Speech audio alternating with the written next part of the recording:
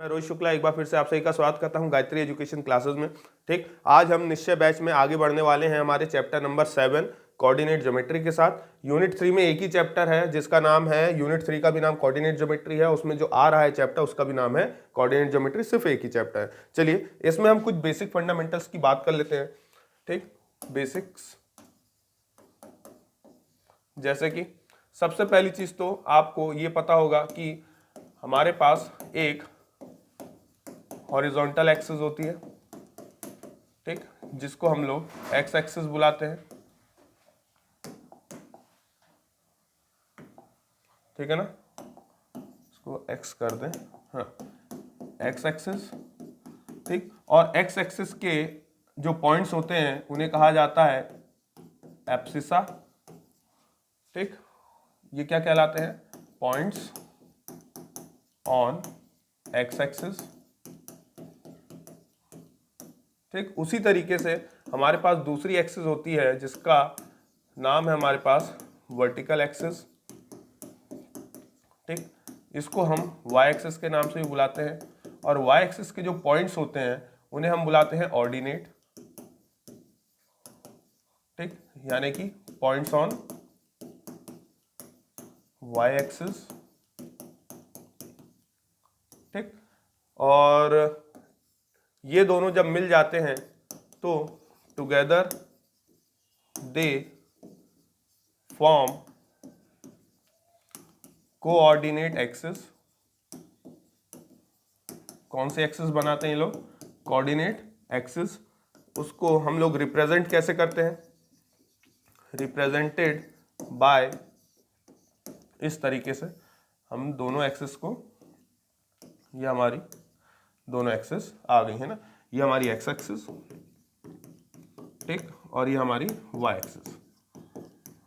ठीक, जहाँ पे एक्स एक्सिस को हम लोग किस तरीके से लिखते हैं? लिखने का तरीका एक्स, ठीक, ये ओ, और ये आपके पास एक्स डैश, उसी तरीके से वाई ओ और वाई डैश को रिप्रेजेंट करता है। ठीक, और फिर इसमें हम क्या बोल सकते हैं? दे डिवाइड, है ना, या दे ना लिख के दीज एक्सिस डिवाइड्स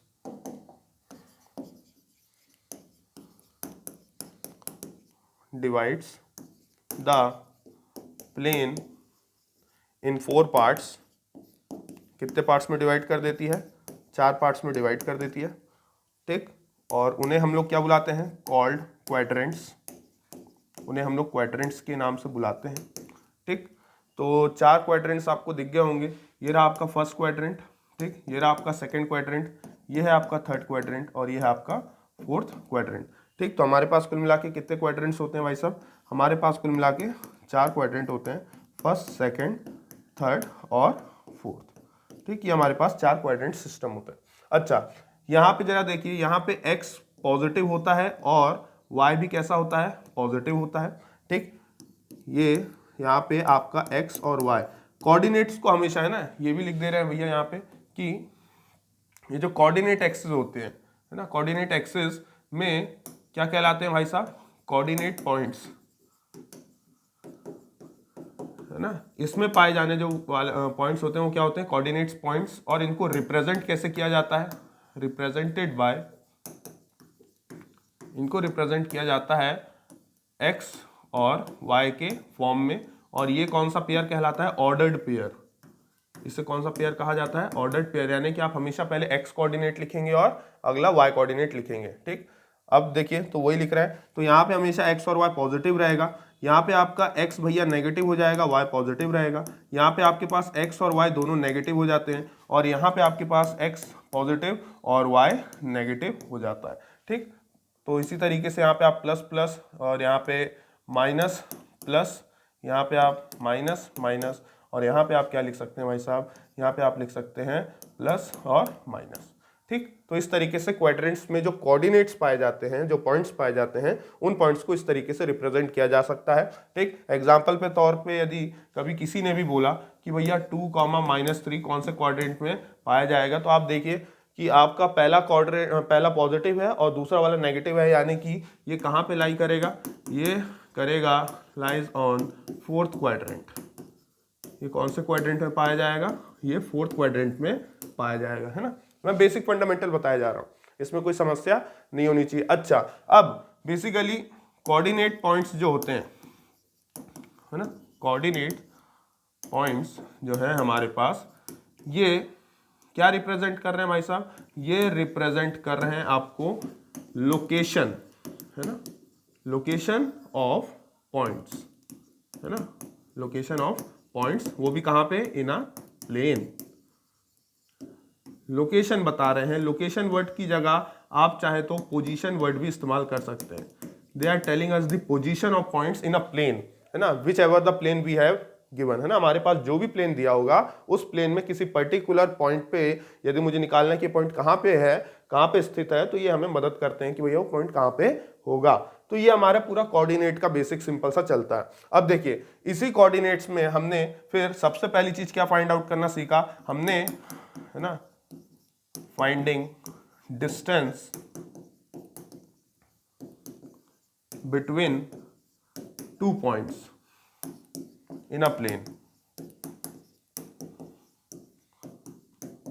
हमने सबसे पहले क्या निकालना सीखा? डिस्टेंस निकालना सीखा, ठीक। जैसे कि आपको ये पता होगा कि मान लीजिए कोई पॉइंट यहाँ पे है, कोई पॉइंट यहाँ पे है, तो इन दोनों के बीच की डिस्टेंस कितनी होगी, है ना, यानी कि हमें ये वाली डिस्टेंस फाइंड आउट करनी है। Suppose this point is A and this point is B, तो हमने ए बी, है ना, मैं डेरिवेशन यहाँ पे नहीं बताऊंगा, डेरिवेशन नहीं बताऊंगा यहाँ पे, क्योंकि डेरिवेशन के लिए अपने पास उतना समय नहीं है, क्रैश कोर्स है, आपको मैं याद दिलाता जा रहा हूँ ताकि आपको याद आ जाए। तो इनका डिस्टेंस निकालने का क्या तरीका होगा? आपको पता होगा ये वाला जो पॉइंट है ये x1 होगा और यहाँ पे ये y1, तो इसके कोऑर्डिनेट हो जाएंगे x1 y1, ठीक। उसी तरीके से ये वाला जो पॉइंट होगा ये आपके पास इधर x2 होगा और यहाँ कहीं ये होगा y2, ठीक। तो इसके कोऑर्डिनेट हो जाएंगे x2, y2। तो डिस्टेंस फॉर्मूला होता है square root of x2 minus x1 का होल स्क्वायर और प्लस y2 माइनस y1 का होल स्क्वायर, ठीक। इस तरीके से आप इसे लिख सकते हैं, इसमें आपको कहीं समस्या नहीं आएगी, ठीक। अब देखिए और भी चीज़ बता दे रहा हूँ आपको। देखिए ये तो क्वेश्चन आ जाएगा यहाँ पे, अपन एक और पेज ले लेते हैं, अपने को आवश्यकता है उसकी। देखिए, यानी कि इसी फॉर्मूले का नाम क्या पड़ा? डिस्टेंस फॉर्मूला, ठीक। तो डिस्टेंस फॉर्मूला आप चाहे तो आप डी से रिप्रेजेंट कर लें, चाहे तो आप उन दोनों पॉइंट्स को लिख के रिप्रेजेंट कर लें, चाहे तो आप उसको ए बी के ऊपर मॉड लगा के रिप्रेजेंट कर लें, आपकी इच्छा, ठीक। इसको लिखने का तरीका एक तो डिफरेंस ऑफ एब्सिसा, ठीक है ना, का होल स्क्वायर और प्लस डिफरेंसेस ऑफ ऑर्डिनेट का होल स्क्वायर, इस तरीके से भी आप लिख सकते हैं। और आप चाहे तो इस टर्म को इधर लिख दें, इस टर्म को इधर लिख दें, उससे कोई फर्क नहीं पड़ेगा, ठीक। तो ये बेसिकली आपको पता होने चाहिए, है ना। और इसको एक और नाम से बोला जा सकता है कि length between points A and B in a plane, in a plane, ठीक। अच्छा, प्लेन की जगह आप एक और वर्ड यूज कर सकते हैं, कोऑर्डिनेट प्लेन, ठीक, क्योंकि कोऑर्डिनेट के जरिए बना है इसलिए कोऑर्डिनेट प्लेन भी आप इसे बुला सकते हैं, तो इसमें भी आपको कोई दिक्कत नहीं होगी। तो यह है डिस्टेंस फॉर्मूला। अच्छा, डिस्टेंस फॉर्मूला आपकी किन चीज़ों में हेल्प कर सकता है, ठीक। तो हेल्प कर सकता है भैया पहले तो finding distance between two points, है ना,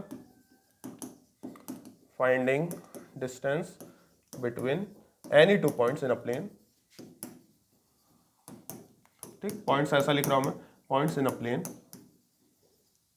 अच्छा, अगली चीज आपको ये आपको बता सकता है डिफरेंसेस बिटवीन रेक्टेंगल, पैरेललोग्राम, ठीक, रोम्बस और स्क्वायर में, है ना, और स्क्वायर में, इनमें आपको ये डिफरेंस बता सकता है। कैसे बता सकता है? देखिए, आप इसकी हेल्प से क्या करेंगे, मान लीजिए ये कोई क्वाड्रिलेटरल है, ठीक, ऐसे ही मन से अपन ने कोई भी एक क्वाड्रिलेटरल बना दिया है, ठीक, इट इज अ क्वाड्रिलेटरल। यदि ये क्वाड्रिलेटरल है ना, कोई भी पॉइंट्स ले लीजिए आप, ए बी सी और डी, ठीक। अब यहाँ पे पक्का इसके कोई ना कोई तो कोऑर्डिनेट्स होंगे, इतनी बात आपको समझ में आती है ना। इसके चारों के कोई ना कोई कोऑर्डिनेट्स होंगे। जब आप इसमें यूजिंग डिस्टेंस फॉर्मूला करेंगे, ठीक, यूजिंग डिस्टेंस फॉर्मूला, तो आपको कैसे पता चलेगा कि ये 4 पॉइंट्स यदि आपको गिवन है ना, आपको ये गिवन है, चारों के चारों पॉइंट्स आपको ये गिवन है, तब आप कैसे बताएंगे कि दिया हुआ चीज रेक्टेंगल है, स्क्वायर है, पैरेललोग्राम है या रोम्बस है। तो बहुत ही सिंपल है, आप क्या निकालेंगे, ए बी, ठीक, B C, C D, D A, आपको दिख गया होगा, ए बी हो गया, बी सी हो गया, सी डी हो गया और डी हो गया। और भी निकालना है आपको, जिसे डायगोनल कहा जाता है, ठीक, आपको ये डायगोनल दिख रहे होंगे, ये 2 डायगोनल्स भी होते हैं, ठीक, तो आपको ये डायगोनल्स भी निकालने पड़ेंगे। डायगोनल्स आपका क्या हो गया, एक तो ए सी हो गया और एक बी डी हो गया, यानी कि एक ए सी और एक आपका बी डी, ठीक, ये भी आपको निकालने पड़ेंगे। अब सर कैसे समझ में आएगा क्या क्या कौन बनेगा, तो देखिए बहुत ही सिंपल, जब आपका A B is equals to B C is equals to C D is equals to D A आए, जब आपका ये पूरा आए भैया, ठीक, और साथ में आपका ये A C is equals to B D आ जाए, ठीक, A C is equals to क्या आ जाए, बी डी आ जाए, तब आप उसको बोल दोगे कि भैया दी हुई चीज़ क्या है, अपने आप में स्क्वायर है। उसी तरीके से A B is equals to B C is equals to C D is equals to D A आ जाए, लेकिन इस बार डायगोनल्स इक्वल ना है ना, इक्वल इन लेंथ, लेंथ उनकी इक्वल ना है, तब दी हुई चीज़ आपके पास क्या आ जाएगी, ऑटोमेटिक रोम्बस हो जाएगी। उसी तरीके से आप अपोजिट साइड देख सकते हो, एक ए बी है और एक सी डी है, तो आपका ए बी और सी डी बराबर आ रहा हो, ठीक, और बी सी और ए डी बराबर आ रहा हो, यहाँ से इक्वल टू हटा लेना, ठीक, बी सी और ए डी बराबर आ रहा हो, ठीक, मैं जल्दी जल्दी लिख रहा हूँ, कहीं इधर उधर लेटर हो जाए तो आप घबरा मत जाइएगा। A B is equals to C D और B C is equals to A D आ जाए, यानी कि अपोजिट साइड्स आपस में क्या हो, इक्वल हो, साथ में डायगोनल्स भी इक्वल हो, A C is equals to B D, तो दी हुई चीज हमारे पास क्या हो जाती है, ऑटोमेटिक रेक्टेंगल हो जाती है, ठीक। और उसी तरीके से ए बी बराबर सी डी हो, ठीक, बी सी बराबर ए डी हो, पर डायगोनल्स इक्वल ना हो, यानी कि डायगोनल्स के बेसिस पे इनको आप जस्टिफाई कर सकते हो, तो ये आपके लिए क्या हो जाएगा, पैरेललोग्राम हो जाएगा, ठीक। तो दीज आर द 4 क्वाड्रिलेटरल्स, जिसको हम, यदि हमें 4 पॉइंट्स दिए हों तो हम बता सकते हैं इन 4 पॉइंट्स की मदद से कि कौन स्क्वायर होगा, रोम्बस होगा, रेक्टेंगल होगा और पैरेललोग्राम होगा, ठीक। इसी तरीके से ट्राइंगल्स के लिए भी है ना, ट्राइंगल्स में दिया हुआ है, यदि तो कोई भी ट्राइंगल यदि इक्विलेटरल ट्राइंगल है, ठीक, ये मैंने एक ट्राइंगल बना दिया, सपोज इसका नाम रख दिया मैंने ए बी सी, तो आपको अच्छे से पता है इक्विलेटरल ट्राइंगल में sir A B is equals to B C is equals to A C आएगा, ठीक। और यदि वो आइसोसेलेस होगा, आइसोसेलेस होगा तो हो सकता है ए बी बराबर बी सी हो, ठीक, या फिर बी सी बराबर ए सी हो, या फिर ए बी बराबर ए सी हो, कोई भी 2 साइड आपस में इक्वल होंगी तो आइसोसेलेस होगा। और ऑब्वियस सी बात है, यदि वो स्केलिन ट्राइंगल है, यदि वो स्केलिन ट्राइंगल है तो ए बी निकाल लीजिए, बी सी निकाल लीजिए, ए सी निकाल लीजिए, किसी भी हालत में ये इक्वल नहीं होंगे, ठीक। तो इस तरीके से भी आपको चीजें याद रखना है, बहुत ही बेसिक फंडामेंटल पे मैं बात कर रहा हूँ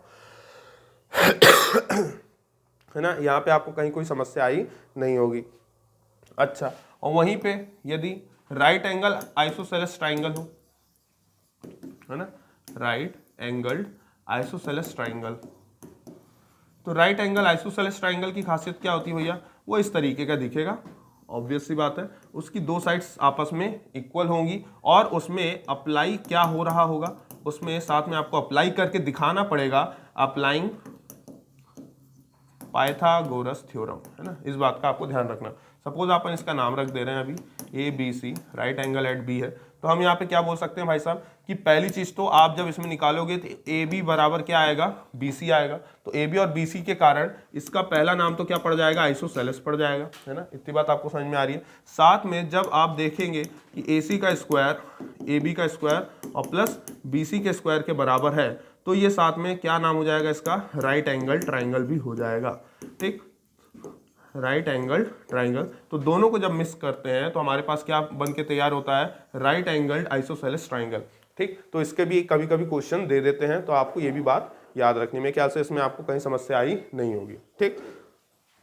अच्छा देखिए, एक और बात करें भाई, इतनी बात आपको समझ में आई तो एक और बात कर लेते हैं, लगे हाथ। वहीं पे देखिएगा, जब आपको ये कोऑर्डिनेट्स पॉइंट दिए जाते हैं ना, coordinate points,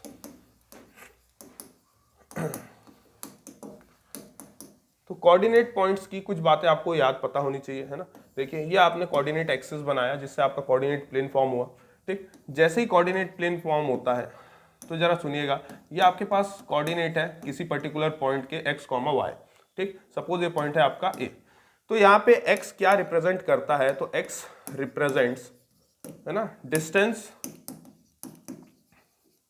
of a point, point को मैं ऐसा लिख रहा हूं, फ्रॉम y एक्सिस, ठीक। ये जो x कोऑर्डिनेट है ये बेसिकली y एक्सिस से डिस्टेंस रिप्रेजेंट करता है, ठीक। और उसी तरीके से जो y है वो रिप्रेजेंट करता है आपका डिस्टेंस फ्रॉम, है ना, distance of a point from x axis, है ना। इस बात को प्लीज ध्यान रखिएगा, इसमें आपको कहीं समस्या आनी नहीं चाहिए। जैसे एग्जाम्पल के तौर पे यदि मैं कुछ भी ले लूँ यहाँ पे, तो मान लो ये कोई पॉइंट है ना, यहाँ पे लिख दे रहा हूँ मैं -3 -4, आपको याद है थर्ड क्वाड्रेंट में दोनों नेगेटिव होते हैं, ठीक। सपोज ये कोई पॉइंट ए है, तो बताइएगा आपको बताना है क्या कि distance of point A from x axis कितना होगा, x एक्सिस से कितनी दूरी पर है बताइए। तो ये आपको पता है ये x कोऑर्डिनेट है और ये y कोऑर्डिनेट है। Distance of point a from x axis बोला, यदि x एक्सिस बोला है तो आपको y कोऑर्डिनेट चेक करना चाहिए, तो आप क्या बोलेंगे -4। जी नहीं, गलत हो जाएगा। याद रखिएगा इसको मॉड के अंदर रखिएगा प्लीज, ठीक, क्योंकि distance can never be negative, ठीक। इस बात को भी ध्यान में आपको रखना है, ठीक। Distance can never be negative, ठीक। तो आपको मॉड में देना है, यानी कि फाइनल आंसर आपका होगा कितना, सिर्फ 4 होगा, ठीक। वो तो उसकी पोजीशन है, लेकिन जब आप डिस्टेंस के रूप में उसको लिखेंगे तो आपको पॉजिटिव ही लिखना है, ठीक। और उसी तरीके से यहाँ पे आप ये भी बोल सकते हैं कि distance of point A from y axis बताएं भाई साहब, तो y एक्सिस के लिए डिस्टेंस आप लोग मॉड के अंदर ही लिखेंगे, हमेशा मॉड के अंदर लिखिए। तो मॉड से जब भी कोई चीज बाहर आती है हमेशा पॉजिटिव आती है ना, इसको मॉड बोलते हैं। अच्छा, तो अब कहाँ से देख रहे हैं y एक्सिस, तो हम यहाँ पे लिखेंगे मॉड के अंदर -3 और उसको बाहर निकालेंगे +3 के रूप में लिख सकते हैं। किसी के दिमाग में आ रहा होगा सर डायरेक्ट भी लिख सकते हैं 4 और 3, बिल्कुल आप डायरेक्ट भी लिख सकते हैं। मेरा काम था एक छोटी छोटी इन्फॉर्मेशन आपके कहीं स्किप ना हो जाए, इसलिए मैंने बात आपको बताई है। अच्छा, वहीं पे एक चीज और, ये बात आपको अच्छे से पता है कि ये जो सेंटर पॉइंट होता है, मैं वहां पे बताना शायद भूल गया हूँ, है ना, जहाँ पे x and y axis meets, इसे क्या कहा जाता है, कॉल्ड ओरिजिन। इसे हम ओरिजिन बोलते हैं, इसे हम क्या बुलाते हैं, ओरिजिन बोलते हैं। ओरिजिन के कोऑर्डिनेट्स हमेशा 0,0 होता है, यानी कि x भी 0 है और y भी 0 है। ये बात भी आपको पता होगी ही, ठीक। मेरे को जो जो बातें आपको बतानी हो मैं सारी बता के ही जाऊंगा, ऐसे नहीं जाऊंगा क्वेश्चंस में, ठीक, ताकि आपको कहीं भी समस्या ना आए। अच्छा, डिस्टेंस फॉर्मूला जब बता दिया है तो अगली चीज एक और आपके सामने रखना चाहूंगा, जिसे हम बुलाते हैं सेक्शन फॉर्मूला, ठीक। सेक्शन फॉर्मूला, सेक्शन फॉर्मूला कुल मिला के 3 सेक्शंस में बटा हुआ है, ठीक। पहला जो है वो आपको इंटरनली बुलाता है, ठीक, इंटरनली सेक्शन, है ना, इंटरनली सेक्शन, ठीक। यानी कि कोई भी लाइन है, कोई भी लाइन है आपको उसको इंटरनली कट करना है ना, कोई भी लाइन सेगमेंट ए बी है आप उसको इंटरनली कट कर रहे हैं। एक बार आप है ना किसी भी लाइन सेगमेंट ए बी को एक्सटर्नली कट कर रहे हैं, ठीक, ये बात आपको पता होना चाहिए। और कोई भी लाइन सेगमेंट ए बी को आप इस बार इंटरनली कट कर रहे हैं लेकिन सेंटर से कट कर रहे हैं, मिड पॉइंट से कट कर रहे हैं। ये 3 तरह के ही केसेस होते हैं, ठीक। तो इसको आपको ये जो पॉइंट होता है कि कहाँ से कट हुआ है ना, ये जो पॉइंट है इससे क्वेश्चन मार्क लगा रहा हूं मैं ना, ये वाला जो पॉइंट है इसमें क्वेश्चन मार्क, कि हमें ये वाला पॉइंट चाहिए, एक्चुअली में ये पॉइंट हमें चाहिए। तो जब भी कहीं से भी लाइन कट होगी तो कोई ना कोई एक रेशियो मिलेगा आपको, वो रेशियो आपके पास हो सकता है m1 रेशियो m2 लिख दे रहा हूं, या m और n भी ले सकते हो, ठीक, बुक्स में जो भी इस्तेमाल किया हो, ठीक। तो ये आपके पास इसी तरीके से m रेशियो और n रेशियो, m रेशियो और n रेशियो, ठीक। तो ये आपके पास 3 कैटेगरी है, इन्हीं के लिए हम सीधे इस कोऑर्डिनेट्स का नाम रख रहे हैं। सपोज ये कोऑर्डिनेट हो गया मेरे पास c, ठीक, ये मेरे पास कौन सा कोऑर्डिनेट है, c। तो डायरेक्ट हम जल्दी से फॉर्मूला लिख दे रहे हैं। तो c के कोऑर्डिनेट्स निकालने का बहुत ही सिंपल सा तरीका है भाई साहब। पहले आप निकालेंगे x कोऑर्डिनेट, x कोऑर्डिनेट को निकालने के लिए आपको क्या करना पड़ेगा, ऑब्वियसली बात है, यहाँ पे कोई ना कोई पॉइंट्स तो होंगे ही होंगे। ठीक, पहला कोऑर्डिनेट आपके पास हो गया सपोज x1 और y1, और इसके कोऑर्डिनेट आपके पास हो गए हैं x2, y2, ऐसा सब में है।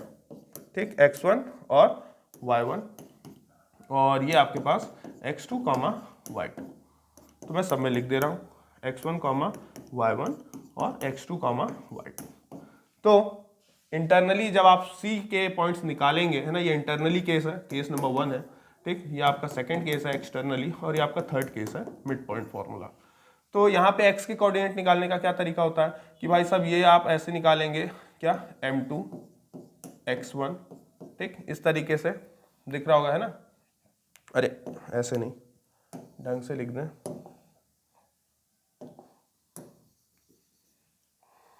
ये देखिए ना, पहले आपको ये लिखना है m1 लेना है, ये लिया आपने m1, ठीक, m1 का मल्टीप्लाई x2 कोऑर्डिनेट से, प्लस फिर m2 का मल्टीप्लाई x1 कोऑर्डिनेट से, ठीक, और अपॉन में क्या लिखेंगे, m1 प्लस m2 लिखेंगे। ठीक है, आपका x कोऑर्डिनेट है। इसी तरीके से y कोऑर्डिनेट, स्पेस की कमी है, कलर चेंज करके लिख रहा हूँ, आप लोग अच्छे से लिख लीजिएगा। ठीक, यहाँ पे आप क्या लिख सकते हैं, y के कोऑर्डिनेट्स आपके पास क्या आ जाएंगे, वही m1 y2 plus m2 y1 upon में m1 प्लस m2। ये आपका सेक्शन फॉर्मूला आ गया जब आप इंटरनली कट कर रहे हैं ना, आपको जब दिया गया हो और रेशो आपको गिवन होगा। ठीक है, इसमें दो तरह के क्वेश्चन बनते हैं, या तो रेशो गिवन होता है या तो कोऑर्डिनेट गिवन होता है। रेशो गिवन होता है तो कोऑर्डिनेट फाइंड करना होता है, कोऑर्डिनेट गिवन होता है तो रेशो फाइंड आउट करना होता है। अच्छा, वहीं पे इसके लिए फॉर्मूला क्या हो जाएगा केस 2 के लिए, तो यहाँ पे आपके पास x का फॉर्मूला हो जाएगा भाई साहब, देखिए सिर्फ माइनस साइन आ जाएगा, m1 x2 minus m2 x1, ठीक, अपॉन में m1 माइनस m2, और इसके लिए y कोऑर्डिनेट्स हो जाएगा आपके पास m1 x2 minus m2 x1 upon में m1 माइनस m2। मेरे ख्याल से इसमें कहीं कोई समस्या आपको नहीं होगी। और इसके लिए जो c कोऑर्डिनेट होगा, आप खुद ही सोचिए, यदि इक्वल पार्ट्स में डिवाइड हुआ है तो 1:1 मिल गया है। कितना मिल गया है, 1:1 मिल गया है, यानी कि m की वैल्यू भी, m1 की वैल्यू भी 1 है और m2 की वैल्यू भी 1 है, तो वो तो गायब हो गए। तो हमारे पास मिल जाएगा x के coordinate x1 plus x2 by 2, है ना, 1 + 1 2 हो जाएगा ना, इसमें रख रहा हूँ फॉर्मूले में। ठीक, यहाँ पे आप फॉर्मूले रखिए क्योंकि इंटरनल का ही पार्ट ही है ना, एक्सटर्नल का नहीं है, इंटरनल का ही पार्ट है। तो ऑब्वियस सी बात है, यहाँ पे 1, यहाँ पे 1, यहाँ पे 1, यहाँ पे 1, तो 1 + 1 कितना हो गया, 2 हो गया। उसी तरीके से y कोऑर्डिनेट आपके पास y1 प्लस y2 बाई 2। ठीक, तो these are called as section formula, जो आपको याद रखना है कि भैया सेक्शन फॉर्मूला किस तरीके से अप्लाई किया जा सकता है। तो आपको रेशो गिवन होगा तो पॉइंट निकालना होगा, और पॉइंट गिवन होगा तो आपको रेशो फाइंड आउट करना होगा। यहीं पे एक बात और कर देते हैं लगे हाथ, ठीक, काम का ही है, जैसे कि ये आपके कोऑर्डिनेट एक्सिस है। ठीक, एक्स एक्सिस में आने वाले जो भी पॉइंट्स होते हैं उनकी शक्ल कैसी होती है, उनकी शक्ल होती है x, 0 फॉर्म में, और y एक्सिस में आने वाले जो पॉइंट्स होते हैं उनकी जो शक्ल होती है वो होता है 0, y, है ना। ये बात भी आपको पता होना चाहिए, सेक्शन फॉर्मूले में ये बहुत ज़्यादा यूज होता है। ठीक, यदि कोई पॉइंट है जो कि y एक्सिस के ऊपर है, y एक्सिस के ऊपर है ना, आजू बाजू नहीं, y एक्सिस के ऊपर है, तो पक्का है कि उसका x कोऑर्डिनेट 0 होगा, y कोऑर्डिनेट कुछ ना कुछ तो होगा। ठीक, उसी तरीके से कोई भी पर्टिकुलर पॉइंट यदि वो x एक्सिस के ऊपर लाई कर रहा है तो वहां पे उसका x कोऑर्डिनेट होगा कुछ ना कुछ, लेकिन y कोऑर्डिनेट क्या होगा, 0। तो ये भी हम सेक्शन फॉर्मूले के क्वेश्चंस में काफी यूज करते रहते हैं। ठीक, तो मेरे ख्याल से ये बात भी आपको समझ में आई होगी, इसमें कहीं भी आपको समस्या नहीं हुई होगी। ठीक, चलिए, तो मेरे ख्याल से अपन ने काफी बेसिक्स पे बात कर ली, हमें यही सबसे ज्यादा फंडामेंटल बेसिक्स पे बात करनी थी। ठीक, चलिए करते हैं क्वेश्चंस को। तो ये रहा हमारा पहला क्वेश्चन। ठीक है, चलिए इसी को करते हैं। सबसे पहले इसी पे आप आए थे, ठीक, बेसिक बताया जरूरी था। क्या बोल रहा है, they are 3 points are the vertices of a triangle. ठीक है ना, कहीं पे भी कोऑर्डिनेट प्लेन है, अपन एक रफ डायग्राम बना ले रहे हैं कि ये हमारे पास ट्राइंगल है कोई सा। ठीक, check whether it is a scalene triangle, isosceles triangle और एन इक्विलेटरल ट्राइंगल। तो देखिए, पहले तो अपन सबसे पहले वही कि जो भी पॉइंट्स दिए हैं भैया, ये मेरा ट्राइंगल का वर्टाइसेस ए है। ठीक, ये वर्टेक्स नंबर हमारा बी है, ठीक, 0, -4, और ये हमारा वर्टेक्स सी है -5, 3। ठीक, ये हमने एज्यूम कर लिया।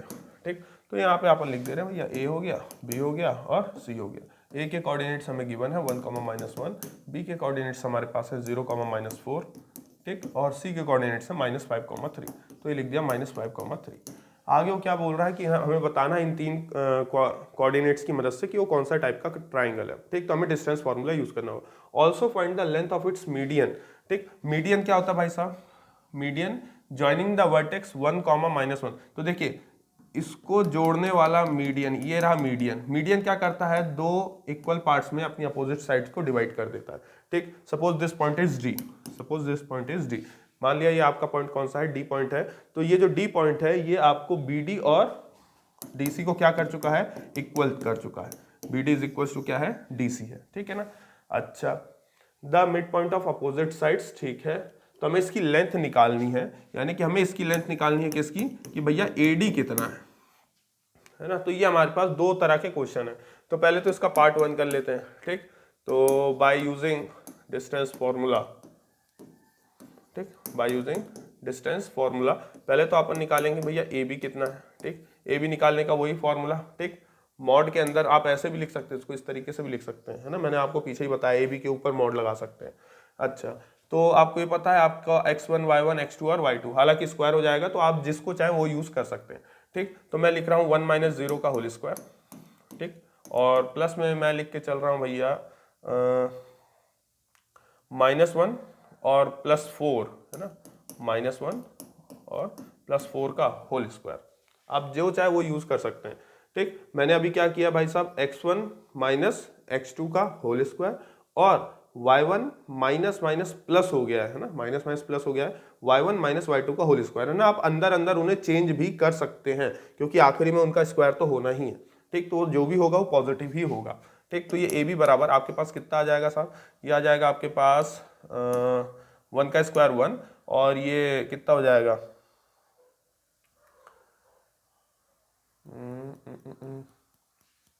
क्या लिखा है ये,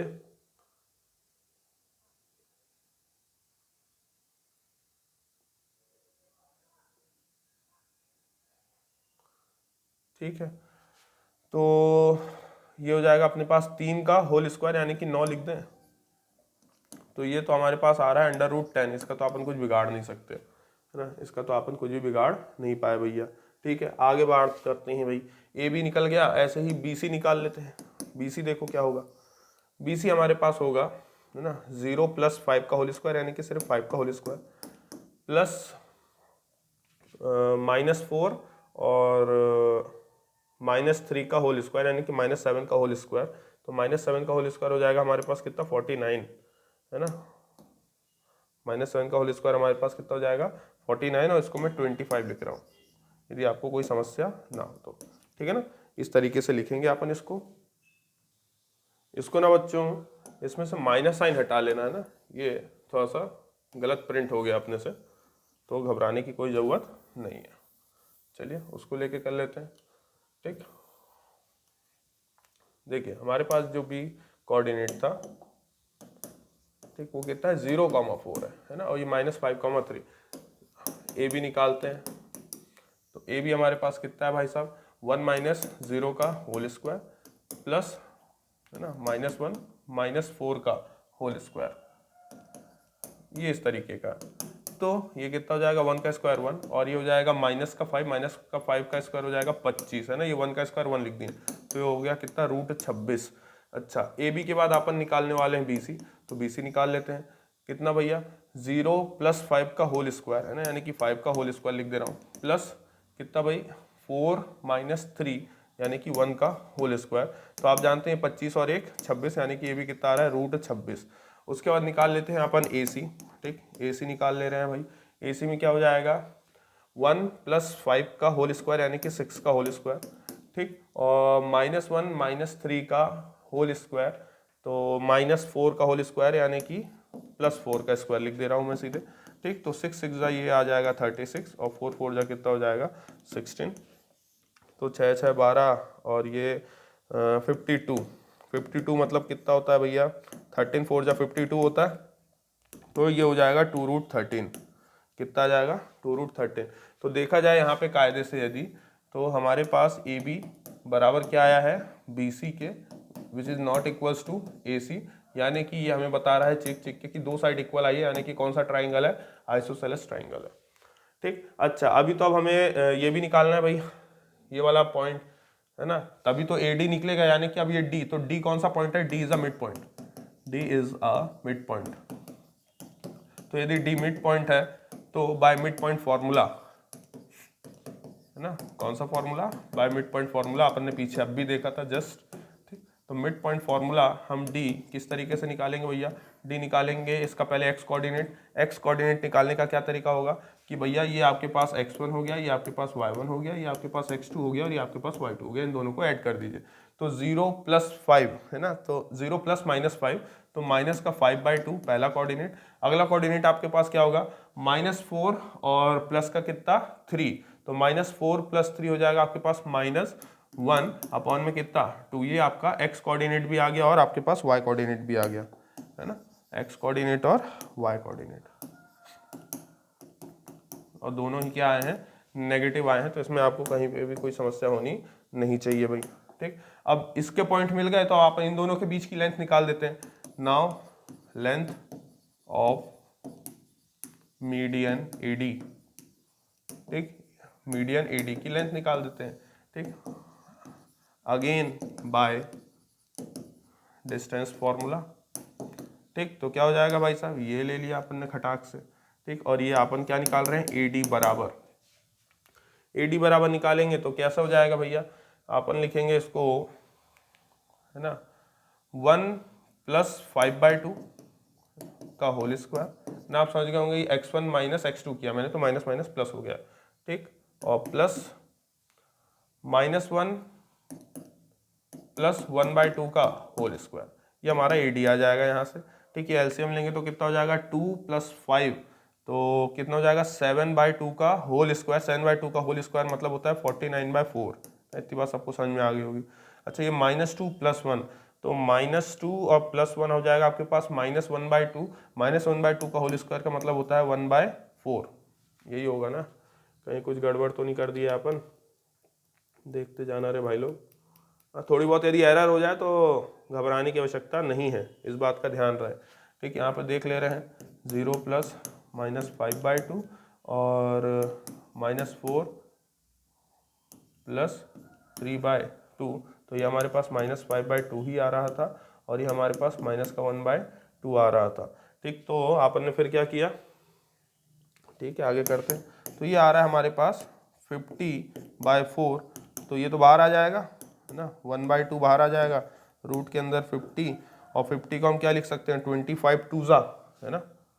इस तरीके से कुछ हो सकता है आंसर, यदि आपको कोई गड़बड़ लगे तो उससे कोई घबरा नहीं जाना है, बार बार बोल रहा हूँ।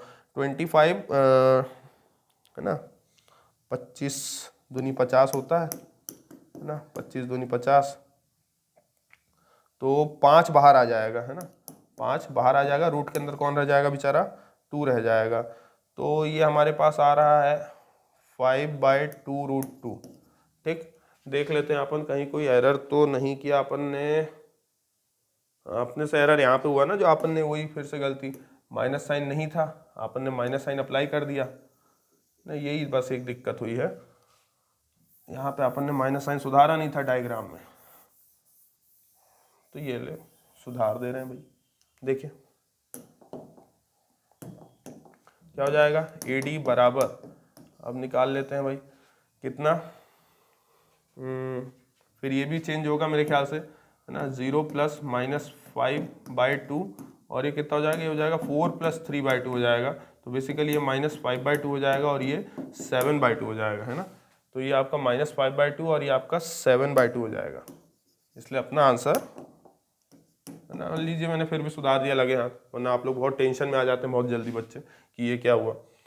देखिए क्या करते हैं, फिर से वापस वही AD का हमें निकालना है, हमारे पास ये D पॉइंट है ही है, तो 1 + 5/2 का होल स्क्वायर, ठीक, और प्लस कितना? -1, है ना, -1 और माइनस का 7/2 का होल स्क्वायर, है ना, ठीक है। यदि ऐसा है तो ये तो हो जाएगा कितना, वही चलेगा इसमें तो, है ना, 7/2 का होल स्क्वायर यानी कि 49/4।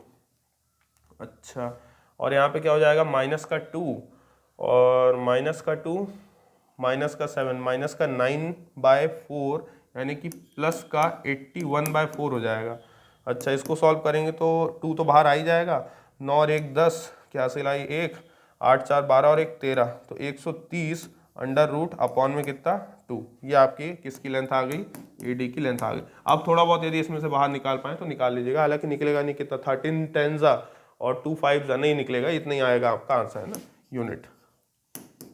ये आपका क्वेश्चन सॉल्व हो गया। ठीक, चलिए अगला क्वेश्चन पे बढ़ते हैं भाई। देखते हैं भाई अपना अगला क्वेश्चन ये रहा। ठीक, if the vertices of a parallelogram PQRS taken in order are P, Q and R, then the coordinate of its fourth vertex are।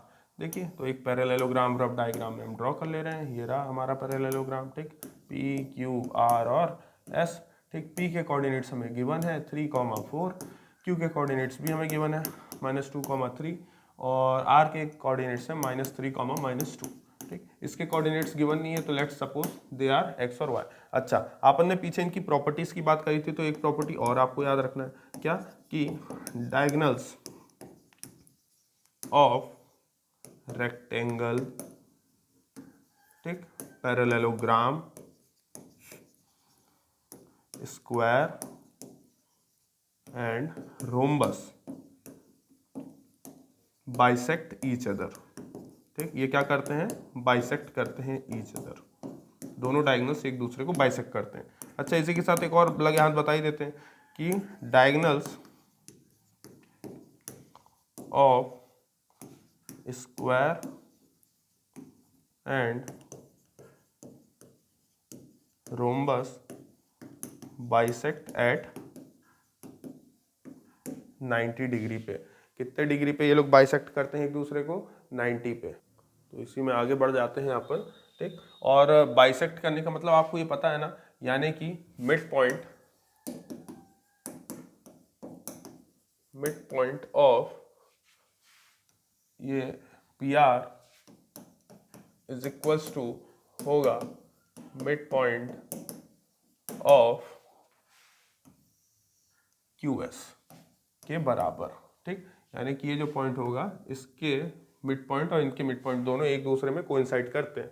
ठीक, तो मिड पॉइंट ऑफ PR कैसे निकलेगा भैया, तो मिड पॉइंट ऑफ PR आप जानते हो कैसे निकला है, इनको प्लस करना पड़ेगा। ठीक, तो प्लस करते हैं 3 plus -3/2 x coordinate, y coordinate को प्लस करिए 4 प्लस -2/2, है ना, ये कोऑर्डिनेट किसके इक्वल आएगा, उसके मिड पॉइंट प्लस करिए भाई साहब, कितना -2 प्लस x/2 और 3 प्लस y/2। मेरे ख्याल से इतनी बात बहुत ही सिंपल शब्दों में समझ में आई होगी, कोई समस्या हुई नहीं होगी ना। Suppose this is O। अच्छा, यदि इतना तो ये तो हो जाएगा कितना 0। ठीक, और ये 4 - 2, तो 4 - 2 बचेगा 2, 2/2 हो गया कितना 1, 0,1 इज इक्वल्स टू। अगला यहाँ पे देखा जाए तो भाई कितना बचेगा, यहाँ पे इतना ही रहेगा, है ना, -2 प्लस x/2 और 3 प्लस y/2। अब यहाँ पे आ गया है क्या, इक्वलिटी। क्या आ गया है, इक्वलिटी। तो यहाँ पे अब हम करने वाले हैं कंपेयर। क्या करेंगे, कंपेयर। आपको पता है ये x कोऑर्डिनेट है ना, x कोऑर्डिनेट ना लिख के बल्कि मैं आपको इस तरीके से लिख दूं तो मेरे ख्याल से आपको ज़्यादा समझ में आएगा कि भैया इस कोऑर्डिनेट का ये रहा एब्सिसा और इस कोऑर्डिनेट का ये रहा एब्सिसा, ये रहा ऑर्डिनेट। ठीक, और ये रहा ऑर्डिनेट। ठीक, तो हम इन्हें क्या करने वाले हैं, कंपेयर करने वाले हैं। तो कंपेयरिंग एब्सिसा एंड ऑर्डिनेट। ठीक, तो कितना हो जाएगा भैया, ये हो जाएगा आपके पास -2 प्लस x/2 बराबर में क्या आएगा 0, और इसको कंपेयर करेंगे तो 3 प्लस y/2 बराबर में कितना आएगा 1। ये हो जाएगा 2 तो 0 में चला जाएगा। ठीक, तो बचा कितना -2 प्लस x बराबर 0। तो हमारे को पता है x बराबर कितना आ जाएगा भाई साहब, 2 आ जाएगा। यहाँ से x की वैल्यू 2, ये हो जाएगा 2, तो ये हो जाएगा हमारे पास 3 प्लस y बराबर कितना 2, तो y की वैल्यू हमारे पास आ जाएगी कितना -1, है ना, 3 उधर गया तो -1। तो हमारे पास बेसिकली कोऑर्डिनेट्स आ चुके हैं कि ये कोऑर्डिनेट कितने हैं, 2, -1 है। ठीक, ये जो कोऑर्डिनेट है 2, -1। ठीक, तो इस तरीके से इस क्वेश्चन को सॉल्व करा जाएगा। ठीक, ध्यान रखना है ना, ये प्रॉपर्टीज, दो प्रॉपर्टीज इसको और ऐड कर लीजिएगा अपने नोट्स में। ठीक, चलिए करते हैं नेक्स्ट क्वेश्चन। तो करते हैं नेक्स्ट क्वेश्चन पे बात, ये रहा। ठीक, देखिए क्या बोल रहा है, if P divides the line segment. तो एक अपन लाइन सेगमेंट बना दे रहे हैं। लाइन सेगमेंट है हमारे पास A और B। ठीक, ये जो लाइन सेगमेंट A और B है इसके दोनों के कोऑर्डिनेट्स हमें दिए हुए हैं, बस अननोन की फॉर्म में दिए हुए हैं। इसके कोऑर्डिनेट्स हैं 3a + 1 और ये आपके पास -3। इसके कोऑर्डिनेट आपके पास दिए हुए हैं 8a, कितना 5। ठीक। अच्छा, और P इसको क्या कर रहा है, डिवाइड कर रहा है किस रेशो में, 3:1। तो P कोई पॉइंट है, सपोज ये रहा कोई पॉइंट P, इसके भी कोऑर्डिनेट्स दिए हुए हैं बेसिकली आपको, अननोन 9a-2, ठीक, और कॉमा माइनस का b, ठीक, और रेशो कितना दिया हुआ है, रेशो दिया हुआ है 3:1। इसमें कहीं समस्या तो हमें नहीं आ रही है, दिख रही है। तो हमें निकालना है find the values of a and b। तो ये तो बहुत ही सिंपल है भाई, है ना। आपको बाय सेक्शन फॉर्मूला क्या करेंगे आप, मेरे ख्याल से आपको याद होगा कि ये आपके पास m था, ये आपके पास है ना m1 या m2 था। तो आप जब इसका कोऑर्डिनेट निकालते थे तो क्या लिखेंगे आप, इसको 9a-2 को किस तरीके से निकाला जाता था, याद होगा। x कोऑर्डिनेट को निकालने का तरीका हुआ करता था कि 3 का मल्टीप्लाई 8a से करते थे, याद होगा। 3 का मल्टीप्लाई 8a से, फिर बीच में क्या लगाते थे, प्लस 1 का मल्टीप्लाई किससे करेंगे, 3a प्लस 1 से करेंगे, और नीचे रेशियोज को आपस में ऐड कर देते थे, यानी कि 3+1। मेरे ख्याल से इसमें कहीं समस्या नहीं आई होगी, ठीक। तो देखा जाए इसको सॉल्व करते हैं, 9a-2 बराबर ये कितना हो जाएगा, 3×8=24a, और प्लस का 3a और ये +1, हमारे पास नीचे क्या चल रहा है 4, ठीक। 4 मल्टीप्लाई करेंगे अपने यहाँ, तो 4×9=36, a माइनस का 4×2=8 इज इक्वल्स टू ये आपके पास 24 और ये 3a, तो ये आपके पास हो जाएगा कितना 27a, है ना, 27a और प्लस में 1, ठीक। 4 तो उधर जा चुका है ऑलरेडी। अच्छा, ये 27 इधर माइनस में आएगा तो 36a माइनस 27a हो जाएगा हमारे पास कितना 9a, और ये -8 उधर जाएगा तो प्लस का 8 हो जाएगा, और 8 + 1 कितना हो जाएगा 9। तो a की वैल्यू हमारे पास कितनी आ गई 1, है ना, a की वैल्यू हमारे पास 1। उसी तरह से सिमिलरली, है ना, सिमिलरली हम क्या कर सकते हैं भाई साहब कि जब हम उसके दूसरे कोऑर्डिनेट किसकी बात करेंगे, -b, तो -b को निकालने का क्या तरीका होता था कि आप 3 का मल्टीप्लाई किससे करेंगे, 5 से करेंगे, प्लस 1 का मल्टीप्लाई किससे करेंगे, -3 से करेंगे, नीचे दोनों रेशियोज को आपस में ऐड कर देंगे, ठीक। 3 + 1 कितना हो जाएगा 4 हो जाएगा, 4 इधर मल्टीप्लाई में जाएगा तो माइनस का 4 भी हो जाएगा, ठीक। इधर ये हो जाएगा 3×5=15 और ये हो जाएगा आपके पास -3। देखा जाए तो -4b इज इक्वल्स टू ये आपके पास हो जाएगा कितना 12, ठीक। तो b बराबर आपके पास आ जाएगा कितना 12/-4, जो आपको दे देगा कितना 4×3=12, यानी कि b की वैल्यू कितनी आ रही है -3। तो बहुत ही सिंपल वे में आपने a और b निकाल दिया है। तो a की वैल्यू आपके पास है 1 और b की वैल्यू है आपके पास -3, ठीक। यदि वो ये बोलते थे कि find the coordinates of a and b, तो हम बस यहाँ पे वैल्यूज रख देते, यहाँ पे हम क्या कर देते वैल्यूज। तो ये आप खुद कर सकते हैं, इसके आगे find a b and p, है ना, तो ये डू बाय योरसेल्फ, ये आप खुद भी कर सकते हैं, आपको सिर्फ वैल्यूज ही रखनी है, ठीक। चलिए नेक्स्ट क्वेश्चन पे बात करते हैं। तो ये है हमारे पास नेक्स्ट क्वेश्चन, ठीक। The line segment joining the points a and b, तो साथ में डायग्राम, रफ डायग्राम बनाते जाते हैं। ये है आपका कोई line segment a and b, ठीक, और हमें कोऑर्डिनेट्स भी दिए हुए हैं, तो लगे हाथ लिख देते हैं 2,1, और दूसरे के कोऑर्डिनेट्स दिए हुए हैं कितना 5, -8। इस ट्राइसेक्टेड यानी कि 3 इक्वल सेगमेंट्स बने हैं, ठीक, at the points p and q such that p is nearer to a, जो p पॉइंट है वो a के पास में है। If p also lies in the line given by इतना, अच्छा ये है आपका पॉइंट p, ये है आपका पॉइंट q, है ना, ये p लिख दिया और ये आपके क्या लिख दिया q। तो 3 सेगमेंट बन गए, सेगमेंट 1, सेगमेंट 2 और सेगमेंट 3। इतनी बात आपको समझ में आई होगी, इसी को कहा जाता है ट्राइसेक्शन। अच्छा, लेकिन वो ये बोल रहा है p is nearer to a, तो a के पास में बनाया उसको, है ना, उस तरफ नहीं बनाया उसको, इस तरफ बनाया है, वो हमें बस इतना इंडिकेशन दे रहा है। If p also lies on the line given bye, कोई लाइन है और, है ना, ये ऐसे बना दे रहा हूँ मैं रफ डायग्राम में, कोई एक लाइन है ना, सीधी नहीं बनी, आप सीधी बनाइएगा स्केल का उपयोग करके, ठीक। कोई p से एक लाइन गुजर रही है ना, या ये बोल सकते हो कि एक लाइन है उस पे p लाई कर रहा है, यानी कि p ab को भी डिवाइड कर रहा है और p इस लाइन के ऊपर भी है, तो उसको ऐसे ही बनाया जा सकता है। और इस लाइन का नाम क्या है, इस लाइन का नाम है 2x - y और प्लस कितना k। तो हमें k की वैल्यू निकालनी है। देखिए बहुत ही सिंपल है, ट्राइसेक्शन है ना, गिवन है कि ट्राइसेक्शन है, तो ट्राइसेक्शन है तो आपके दिमाग में सबसे पहले तो ये आ जाना चाहिए भाई साहब कि AP बराबर में PQ बराबर में कितना QB, है ना, पहली बात आपको ये दिमाग में आ जानी चाहिए।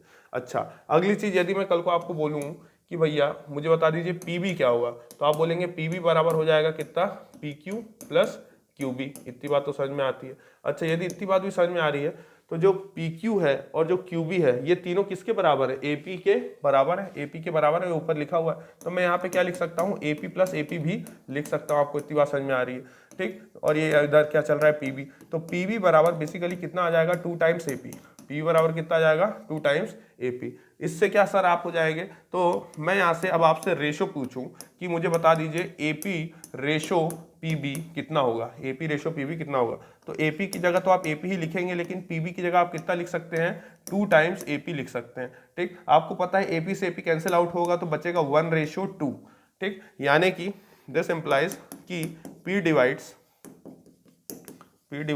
ए बी इन 1:2, है ना।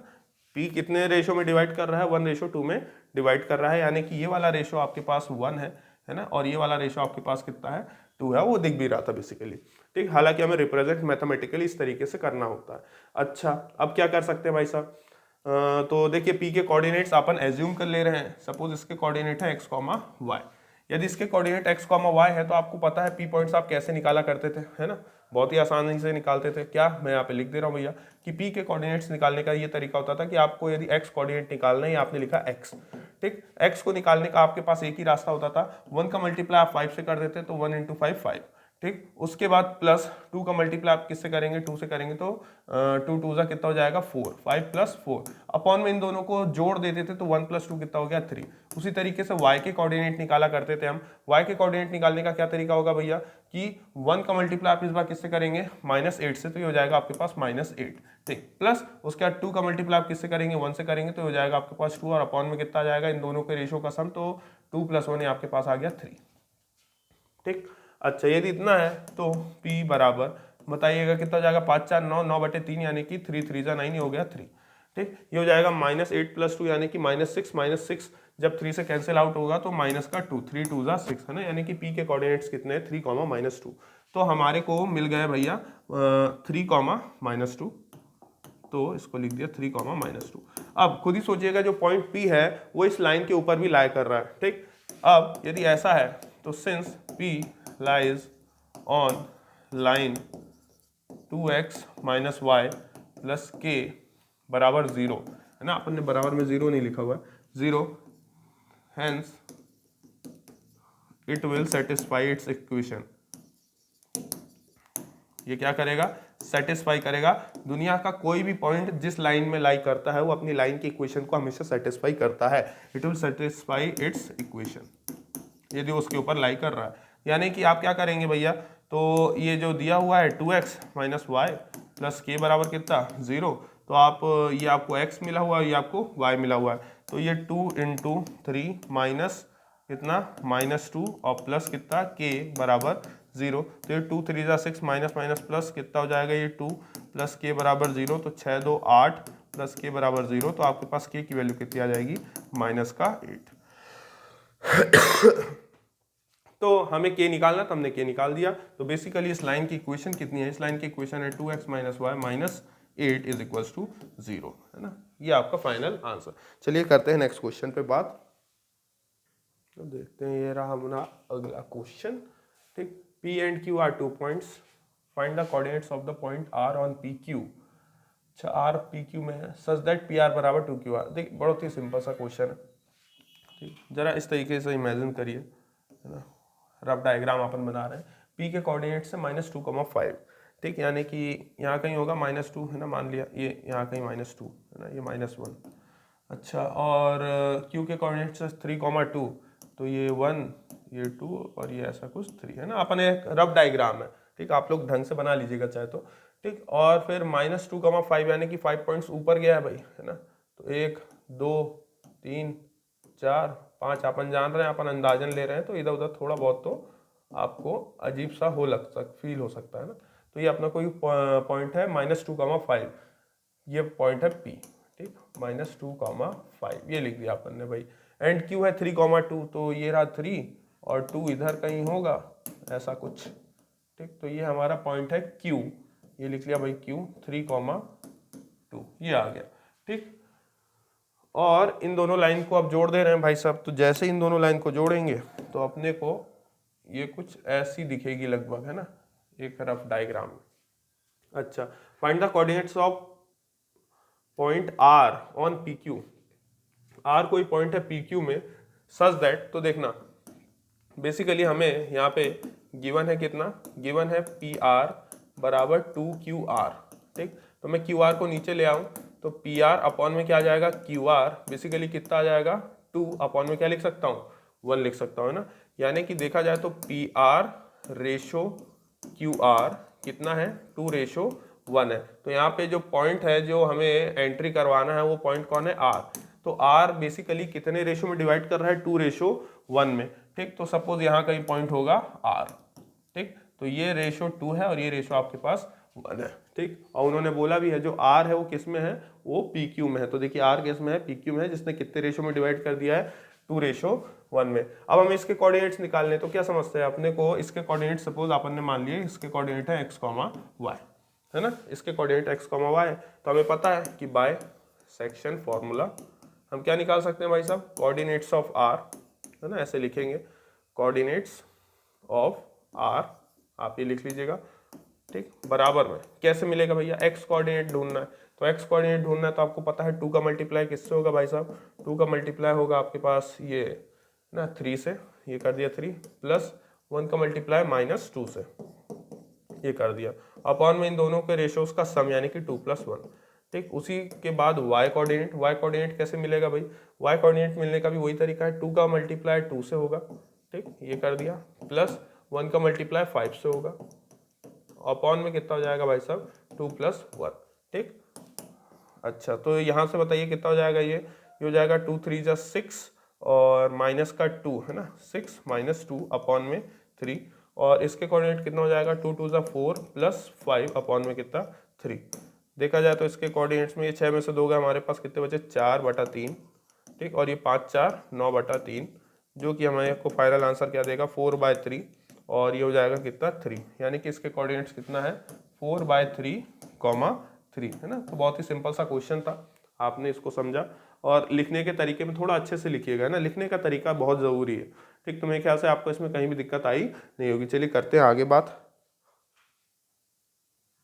ये रहा अपना नेक्स्ट क्वेश्चन भाई लोग, है ना। If the coordinates of mid points of sides of a triangle are this this and this, find its centroid. देखिए सेंट्रॉइड के लिए पहले ही क्लियर कर दूं, मेरे ख्याल से जिनको नहीं पता है ना, सेंट्रॉइड आपका जाहिर सी बात है ये एक ऐसा पॉइंट है जहाँ से ये आपके ट्राइंगल के साइड्स के मिड पॉइंट है। सपोज ये आपका ट्राइंगल है ए बी और सी, और ये ए बी का मिड पॉइंट है, ये बी सी का मिड पॉइंट है, सपोज ये पी पॉइंट है, ये क्यू पॉइंट है और ये आर पॉइंट है।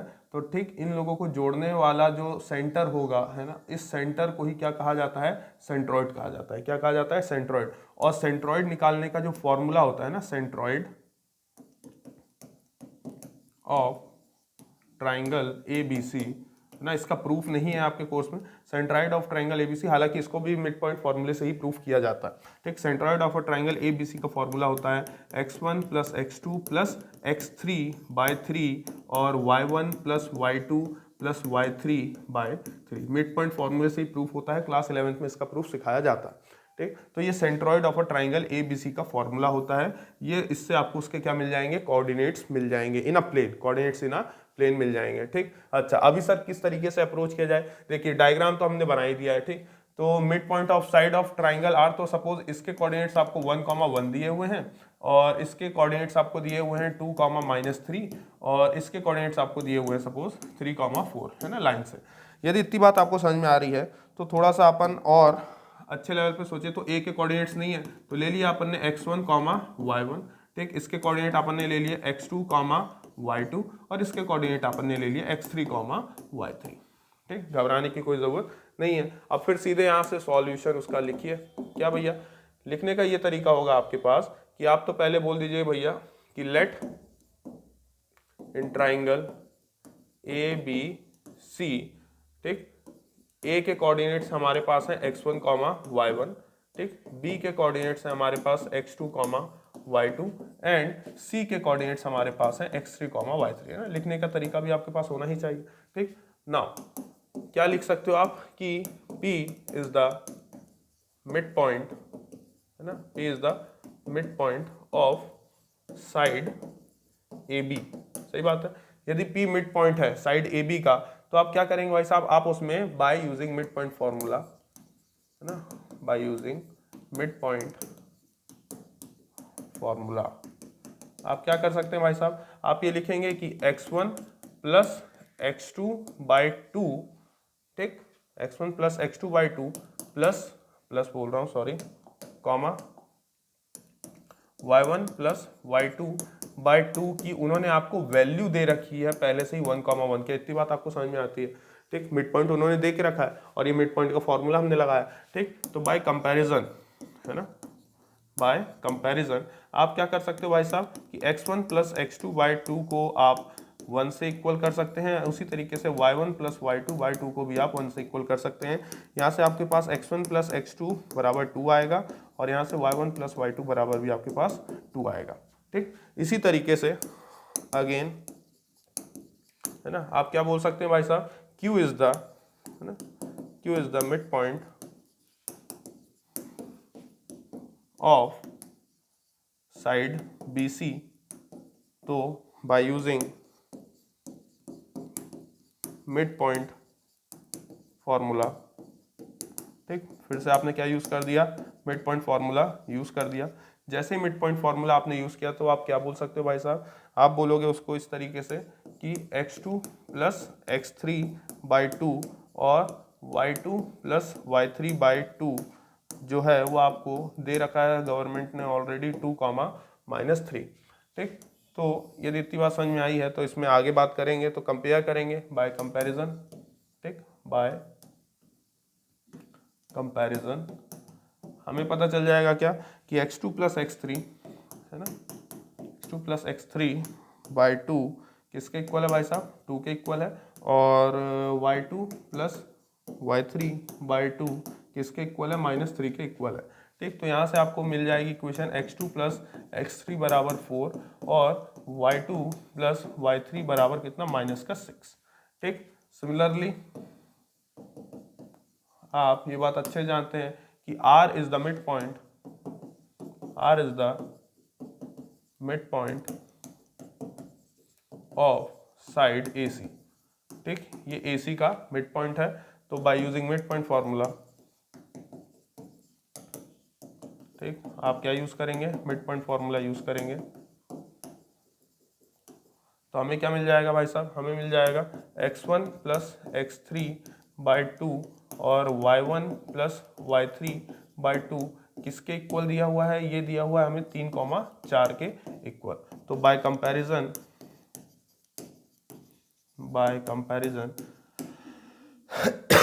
हम यहाँ पे क्या लिख सकते हैं भैया कि x1 plus x3 by two 3 के बराबर है और y1 प्लस y3 बराबर 2 4 के बराबर है। इसको जब सॉल्व करेंगे तो x1 प्लस x3 बराबर आ जाएगा 6 और y1 प्लस y3 बराबर आ जाएगा कितना, 8, ठीक। इतना आपने निकाला। अब यहाँ पे अपन क्या करेंगे, है ना, इसको बोल दे रहे हैं कि ये इक्वेशन 1, है ना, ये पूरी क्या है आपके पास, इक्वेशन 1 है ना, इक्वेशन 1 का ए पार्ट और इक्वेशन 1 का बी पार्ट, ठीक। ये इक्वेशन 1 का ए पार्ट है और इक्वेशन 1 का बी पार्ट है, ठीक। उसी तरीके से ये जो हमारे पास आया है ये इक्वेशन नंबर 2 का ए पार्ट एंड बी पार्ट, मेरे ख्याल से आप समझ रहे हो ना, मैं ताकि ज़्यादा गोदना नहीं चाह रहा हूँ, समझ गए, equation second A, equation second B.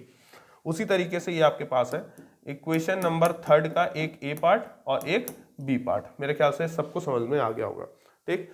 हम यहाँ पे क्या करने जा रहे हैं देखिएगा, हम कर रहे हैं now from first, second and third,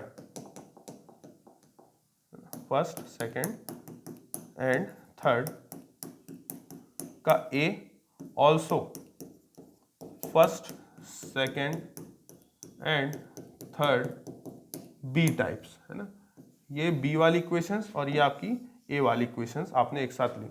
इनको आप क्या करेंगे, एडिंग देम, ठीक, यानी कि इसको अलग ऐड कर रहे हैं, एडिंग, और इनको अलग ऐड कर रहे हैं, एडिंग, ठीक, याद रखना। तो इनको जब आप ऐड करेंगे तो जरा ध्यान से देखिए, एक तो ये आप ऐड करेंगे, ठीक, एक आप इसको ऐड करेंगे और एक और आपके पास कौन है, इसको ऐड करेंगे। तो जरा ध्यान से देखिए, x1 और x1 कितने x1 हो जाएंगे, 2x1 हो जाएंगे, इतनी बात समझ में आती है। अच्छा x2 और x2 कितने x2 हो जाएंगे, 2x2 हो जाएंगे, प्लस उसी तरीके से x3 और x3 कितने x3 हो जाएंगे, 2x3 हो जाएंगे। ठीक, बराबर में इनके राइट साइड भी ऐड होंगे, तो ये हो जाएगा देखो 6 + 4 10, 10 + 2 कितना आपके पास 12, तो ये आ जाएगा 12। इन तीनों से 2 कॉमन लेके 2 डिवाइड में भेजूंगा तो मेरे को मिल जाएगा x1 + x2 + x3 बराबर में कितना 6। इतनी बात आपको समझ में आई होगी। उसी तरीके से इनको जोड़ेंगे तो देखिए y1 वाली इक्वेशंस को जैसे ही हम ऐड करेंगे तो हमें यहाँ पे साफ साफ दिख रहा है कि भैया y1 + y2, ये है y2 + y3 और ये है y1 + y3। तो पहले से हम यहाँ पे क्या लिख सकते हैं, 2y1 + 2y2 और प्लस कितना 2y3, है ना। मेरे ख्याल से इतनी बात समझ में आई होगी। अब इनको सॉल्व कर लेते हैं भैया। तो देखो ये 8 और 2 कितना हो गया है, 10 हो गया है ना। 8 + 2 10 और 10 - 6 है ना, ये -6 है, तो कितना बचा हमारे पास 4। 10 - 6 हमारे पास कितना बचा 4। 2 को कॉमन लेंगे, 2 को कॉमन लेंगे 2 उधर डिवाइड में जाएगा, तो हमें मिल रहा है y1 + y2 + y3 बराबर कितना 2। ठीक, इतनी बात आपको समझ में आई होगी। ये आपने निकाला है इतना और ये आपने निकाला इतना। अब हमें क्या करना है, हमें सेंट्रॉइड का फॉर्मूला पता है पहले से, ये हमने लिख के रखा हुआ है। तो इसी में एक पेज और बढ़ा देता हूं मैं। ठीक, एक पेज और हमें थोड़ी सी ज़रूरत पड़ेगी। देखिए क्या निकाला है अपन ने कि भाई साहब x1 + x2 + x3 और एक अपन ने निकाला है y1 + y2 + y3। इसका आंसर अपन ने 2 निकाला था। ठीक, और इसका आंसर अपन ने कितना निकाला है, 6 निकाला है। तो ये भाई साहब अपन ने निकाला 6। नाउ हमें अच्छे से पता है कि centroid of triangle ABC will be given by कितना कि x1 + x2 + x3 को 3 से डिवाइड करो और y1 + y2 + y3 को भी 3 से डिवाइड करो। तो हम सिर्फ वैल्यूज रखेंगे, यानी कि हो जाएगा 6/3 और ये हो जाएगा 2/3। मेरे ख्याल से इतनी बात समझ में आती है। तो ये हो जाएगा कितना 2, 2/3। तो आपने क्या निकाल दिया, सेंट्रॉइड। ठीक, आपने निकाल दिया सेंट्रॉइड ऑफ ट्राइंगल ABC 2, 2/3। ठीक, तो आशा करता हूं ये क्वेश्चन आपको समझ में आया होगा, है ना। अच्छा, तो सुनिए, इसके आगे का हम नेक्स्ट पार्ट में पूरा कवर करेंगे। ठीक, और ये जो लेक्चर था होप सो आपको समझ में आए, और कोशिश करिए लाइक करिए, सब्सक्राइब करिए और शेयर करिए, इतना तो आप मेरे लिए कर ही सकते हैं। ठीक, और रही बात ये, तो ये लेक्चर आपको कुछ देर बाद आज ही के डेट में मिल जाएगा आपका इसको सेकंड पार्ट। ठीक, चलिए तब तक के लिए बहुत सारी आपको ढेर सारी शुभकामनाएं। Thank you.